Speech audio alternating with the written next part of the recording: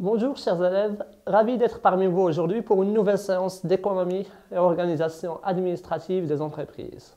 Aujourd'hui, on est toujours dans la quatrième et dernière partie du programme, la qualité totale. Le chapitre d'aujourd'hui sera intitulé « Organisation en cercle de qualité ». Dans le programme, ce chapitre se situe directement après celui de l'action pour la mise en place de la qualité des services et avant le dernier chapitre intitulé « La certification comme arme commerciale ». Commençons par un petit rappel. Dans la séance dernière, on avait insisté sur la notion de la qualité des services. On avait essayé d'éclaircir cette confusion qui existe entre qualité des services et qualité dans le secteur tertiaire. En effet, la qualité des services veut dire l'ensemble des services qui entourent le produit. Elle est donc valable que ce soit pour les produits ou pour les services. Donc c'est tout ce qui concerne le produit. Donc cette qualité, bien sûr, dépend de trois facteurs. Le premier, c'est celui de la formation sur le produit. La formation désigne donc l'ensemble des actions, l'ensemble des techniques qui sont transférées au personnel pour pouvoir répondre aux questions des clients. Donc, quelles sont les informations qu'on va lui donner, comment on va transmettre cette information, etc. La deuxième caractéristique concerne l'information sur le produit. Donc, ça consiste à transmettre au client le maximum d'informations sur les caractéristiques et sur les détails du produit. Pour le faire, on utilise donc des outils qui sont donc connus et qui facilitent ce transfert d'informations. Ces outils peuvent aller des essais et des échantillons, comme le cas qu'on a ici, le cas de la dégustation gratuite. Ça peut aller aussi des essais des produits jusqu'à l'utilisation des catalogues ou l'utilisation des dépliants qui permettent d'informer le client sur les caractéristiques, sur les détails, sur un ensemble bien sûr d'éléments concernant le produit. Ça peut aller aussi en utilisant l'argumentation, en utilisant donc un ensemble d'arguments, en utilisant donc des techniques pour pouvoir convaincre le client. La troisième composante, c'est la commercialisation du produit. Celle-ci concerne la relation qui existe entre l'entreprise et le client. Ceci passe par l'intermédiaire d'un élément central qui sont la force de vente. Par force de vente, on désigne l'ensemble des salariés, l'ensemble du personnel qui a pour activité la commercialisation des produits. Il s'agit donc d'un intermédiaire direct entre le client et l'entreprise. Dans la séance dernière, on avait vu donc le rôle de cette force de vente, donc, qui est de transmettre l'information envers l'environnement et recevoir l'information de l'environnement et la transmettre à l'entreprise. On avait vu aussi les qualités nécessaires pour avoir bien sûr cette qualification de force de vente. Ensuite, pour terminer, on s'est intéressé à la communication comme moyen de commercialisation des produits. Celle-ci passe par un canal principal qui s'appelle donc la publicité. Il s'agit donc d'exposer et de vanter les qualités du produit au client final pour pouvoir le convaincre et l'attirer vers l'entreprise. Aujourd'hui, l'objectif ou les objectifs de la séance sont d'abord de définir qu'est-ce qu'un cercle de qualité et deuxièmement, de voir quels sont les rôles des cercles de qualité. Et ensuite, on va passer bien sûr aux détails des cercles de qualité, essayer de voir quels sont les avantages et les limites des cercles de qualité.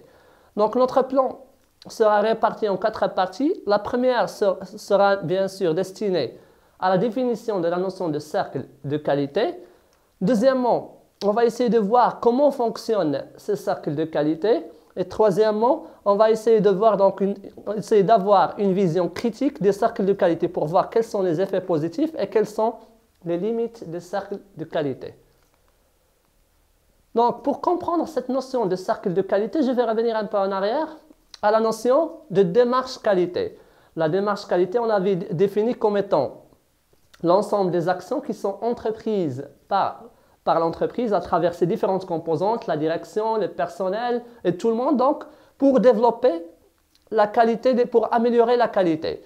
Et bien sûr, cette démarche passe par la préparation jusqu'au suivi, bien sûr, des produits en passant par la réalisation. Ça veut dire la démarche qualité ou l'amélioration de la qualité doit toucher l'ensemble des étapes du processus de production, en passant par la conception, c'est-à-dire l'élaboration d'abord du plan de travail, à la production donc, qui consiste en l'exécution de ce plan, et en allant jusqu'à la vente et aussi au service après-vente. Donc, en essayant de travailler sur cette démarche qualité, en essayant d'améliorer la qualité, on aura donc au sein de l'entreprise plusieurs intervenants. Ces intervenants peuvent aller de la direction qui fixe les objectifs, qui donne donc la stratégie de travail.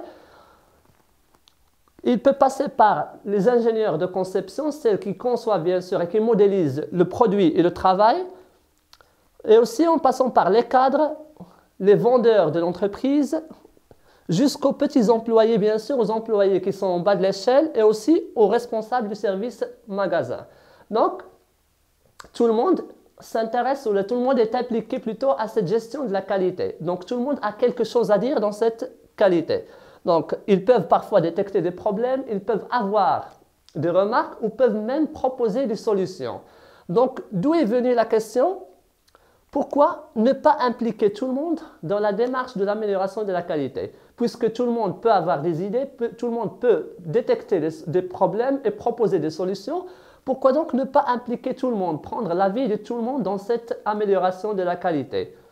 D'où l'idée est venue à l'ingénieur japonais appelé Kaoru Ishikawa.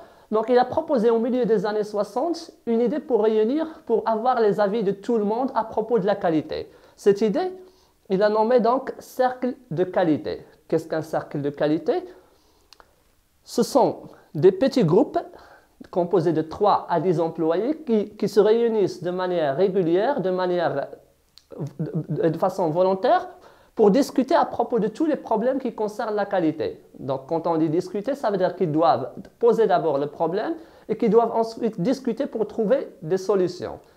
Lorsqu'on parle donc de cercle de qualité, cela nécessite 2 éléments. D'abord, les groupes ils doivent appartenir à la même unité de travail, ou doivent au moins avoir quelque chose en commun, bien sûr pour faciliter d'abord la discussion ou pour essayer d'avoir une sorte d'homogénéité dans l'équipe.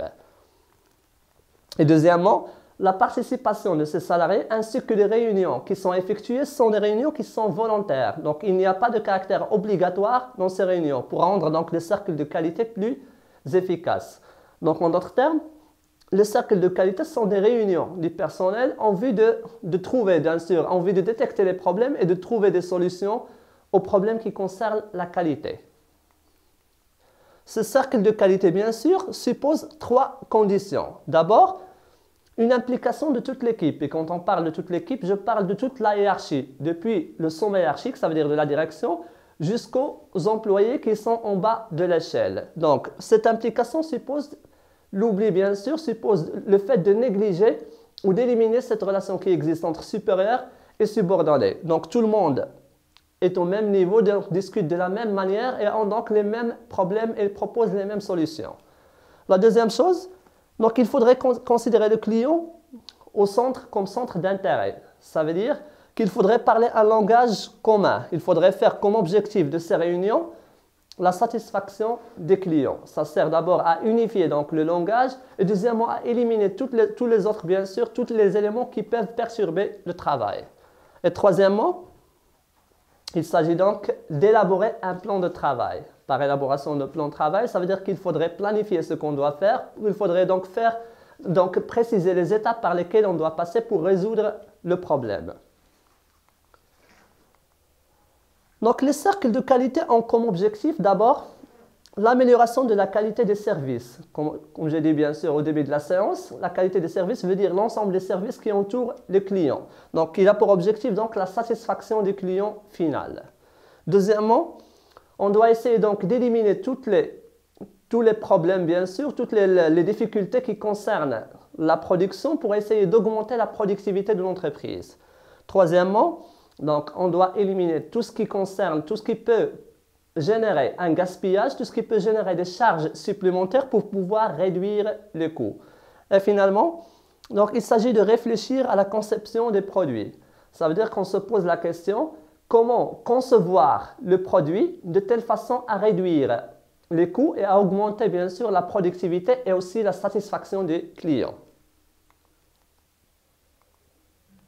Donc, pour le fonctionnement des cercles de qualité, ce qu'on va appeler donc principe des cercles de qualité, donc les cercles de qualité supposent 2 éléments. D'abord, une méthode de travail et deuxièmement, des outils pour faciliter le travail. La méthode, consiste d'abord en des réunions qui sont régulières. Donc, réunions, on avait dit au départ que ce sont des réunions qui sont donc volontaires, qui ne sont pas obligatoires, mais ces réunions doivent être de manière régulière pour pouvoir faire le point sur chaque partie du processus de production. Deuxièmement, ça suppose la détection de problèmes concrets. On ne va pas bien sûr détecter l'ensemble des problèmes, mais on va essayer de détecter des problèmes qui concernent la qualité. Des problèmes donc qui doivent être concrets et perceptibles par tout le monde.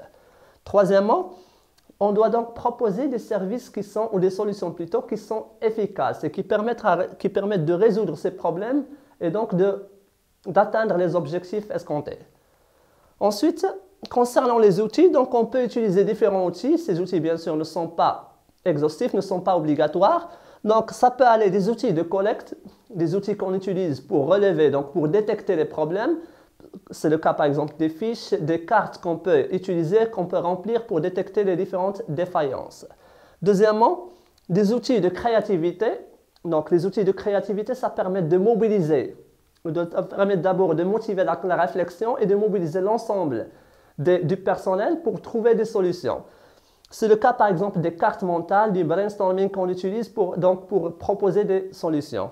Et finalement, des outils d'analyse. Les outils d'analyse, bien sûr, ce sont des outils qui sont utilisés pour analyser d'abord les problèmes et pour analyser aussi les solutions proposées pour savoir quelle solution serait la plus efficace.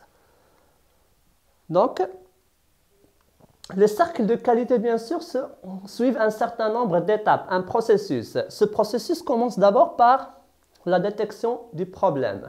Et par détection des problèmes, je veux dire l'ensemble des problèmes qui concernent l'amélioration de la qualité des services. Ça peut aller de la qualité des produits de services elles-mêmes, ça peut aller aussi de la sécurité des employés, de la réduction du coût, de l'environnement, bien sûr, du travail, et aussi de la motivation et de l'implication du personnel.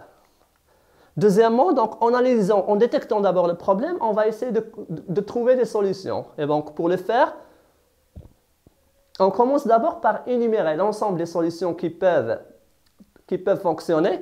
Ensuite, on va essayer d'analyser le problème, de le vérifier sur le terrain, et ensuite de consulter l'ensemble des membres, qu'ils soient bien sûr membres l'ensemble du personnel de l'entreprise, qu'ils soient membres des cercles de qualité ou qu'ils ne soient pas bien sûr, ou qu'ils n'appartiennent à aucun cercle. Donc tout le monde va nous donner une idée sur le problème et donc on va essayer de voir quel est le problème qui a la priorité, donc choisir le problème principal qu'on va résoudre.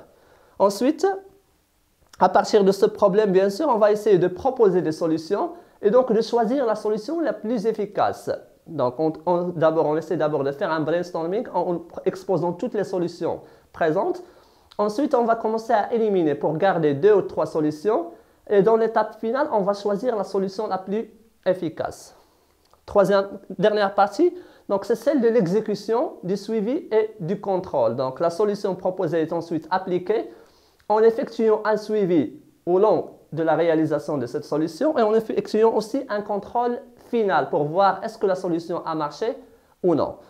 Donc ces parties se répartissent généralement en deux étapes, donc problème et solution.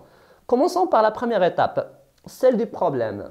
Donc, le cercle de qualité a pour objectif d'abord de détecter le problème. Pour le faire, plusieurs méthodes existent, parmi lesquelles une méthode qui est utilisée par Ishikawa. Donc, Ishikawa, ça veut dire la première personne qui a utilisé ce cercle de qualité, a lui-même proposé une méthode pour détecter les différents problèmes. Cette méthode est appelée donc diagramme d'Ishikawa ou est appelée aussi la méthode des 5 M. Pourquoi les 5 M? Parce qu'il a essayé de résumer dans un schéma les 5 éléments qui peuvent causer des problèmes à l'entreprise. Ces 5 éléments sont d'abord le milieu. Par milieu, je veux dire le climat de travail, donc le climat au sein duquel travaillent ou fonctionnent les salariés. Donc ce climat, il peut bien sûr poser plusieurs problèmes. D'abord, celle de la luminosité. Par exemple, celle de l'espace de travail, etc. Donc, tout ce qui concerne l'espace dans lequel travaillent ses employés. Deuxièmement, la main-d'œuvre ou le personnel. Donc, tous les problèmes que concernent bien sûr le personnel. Ça veut dire l'absence de motivation, l'absence d'implication, les retards du personnel, le turnover, par exemple, le taux d'absentéisme qui est élevé, etc. Troisièmement, la matière ou les matières qui sont utilisées. Cette matière, ça peut aller de la matière première qu'on utilise pour concevoir le produit, qui peut être parfois une matière de très mauvaise qualité ou une matière qui n'est pas conforme. Ça peut aller aussi jusqu'aux matières qui sont utilisées par les différents services, les matières de nettoyage par exemple, les feuilles, l'encre, etc. Quatrième élément, ce sont les moyens qui sont utilisés. Par moyens, je veux dire donc matériel et équipement qui est utilisé. Parfois donc il y a trop de pannes dans les machines, le matériel utilisé n'est pas efficace, etc. Et finalement, les méthodes qui sont utilisées, les méthodes qui veut dire donc les techniques de production, la manière avec laquelle on passe d'un service à un autre, etc. Et la relation qui existe entre les différents employés. Donc ces 5 éléments, comme je viens de dire, il les a résumés bien sûr dans un diagramme qu'il a appelé donc diagramme d'Ishikawa. On l'appelle aussi diagramme de cause à effet. Donc cet ensemble d'éléments nous permet de détecter le problème principal sur lequel on va travailler. Donc il a fait donc un petit résumé des différents problèmes que peut rencontrer une entreprise. Donc comme on a dit, ça s'appelle donc un diagramme d'Ishikawa, comme on peut l'appeler donc le diagramme des 5M aussi. Diagramme en arête de poisson, parce qu'il ressemble à une sorte d'arête de poisson. Après donc la détection du problème, l'étape suivante est celle de la solution. Et donc, pour réaliser cette solution, pour appliquer cette solution, on passe par 4 étapes. La première, celle de la planification. Donc l'équipe qui a proposé bien sûr cette solution doit commencer à répartir les tâches pour préparer le travail. Donc cette répartition des tâches consiste donc à donner à chacun sa consigne, à informer les différents services sur ce qu'ils doivent faire pour trouver une solution. La deuxième, c'est l'étape de l'exécution, dans laquelle on essaie d'appliquer la solution qu'on a trouvée pour essayer de résoudre le problème. Dans la troisième, c'est l'étape du contrôle. Donc on essaie de voir le degré, bien sûr, de réponse de cette solution au problème concerné. Donc est-ce qu'on a résolu le problème ou non? Donc à partir de la troisième étape, 3 situations se présentent en entreprise. D'abord, la solution peut se révéler non efficace et donc la solution peut ne pas marcher. Dans ce cas, on doit éliminer cette solution et revenir à la première étape. Dans le deuxième cas, cette solution, bien sûr, peut présenter certaines difficultés. Et dans ce cas, on doit essayer de l'ajuster, ça veut dire corriger les erreurs pour pouvoir réappliquer cette solution.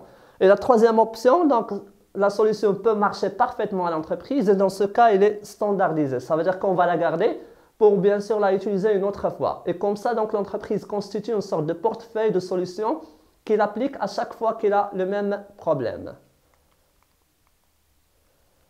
Donc, les cercles de qualité, bien sûr, présentent un certain nombre d'effets positifs, ou ce qu'on va appeler des avantages. D'abord, ils permettent une grande réduction des coûts.